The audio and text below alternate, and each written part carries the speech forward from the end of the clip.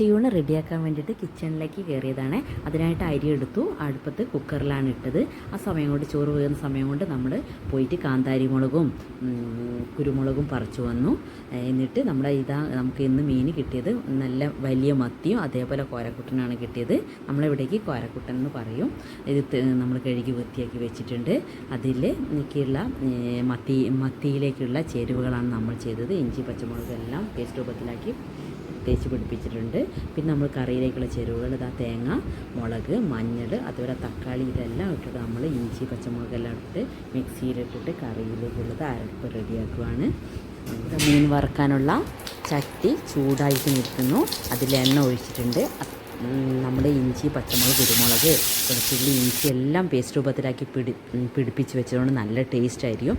അത് നമ്മൾ നല്ല തിളച്ച എണ്ണയിലേക്ക് ഓരോന്നോരോന്നായിട്ട് കോരിയിട്ടിരിക്കുന്നു. അത് നല്ലോണം പേസ്റ്റ് രൂപത്തിലാക്കി നല്ലോണം മസാല പിടിച്ച് നല്ല ടേസ്റ്റ് ആയിരിക്കും. മത്തി തിരിച്ചും മറിച്ചും എല്ലാം ഇട്ട് കൊടുത്തു. നമ്മുടെ മത്തി റെഡി ആയിരിക്കുന്നു. ഇനി നമ്മൾ കറി ഉണ്ടാക്കാൻ പോവാണ്. കറിയിലേക്ക് നമ്മൾ കുക്കറിലാണ് വെക്കുന്നത്. കുക്കറിൽ മൂടി ഒഴിവാക്കിയിട്ടാണ് വെക്കുന്നത്. അതിൽ കടുക് പൊട്ടിച്ച് വറ്റൽമുളക് ഇട്ട് വറവിട്ട് അതിലേക്ക് പുളി വെള്ളം ഒഴിച്ച് അതിലേക്ക് അരപ്പ് ഇട്ടിട്ട് ഒന്ന് തിളപ്പിച്ച ശേഷം അതിലേക്ക് നമ്മളെ മീനും എല്ലാം ചേർത്തു. നമ്മളെ കറി റെഡിയായി. അതിൽ നമ്മളൊരു ഉപ്പേരി നമ്മൾ ഇതിനിടയ്ക്ക് റെഡിയാക്കി, ക്യാബേജ് ഉപ്പേരി റെഡിയാക്കി.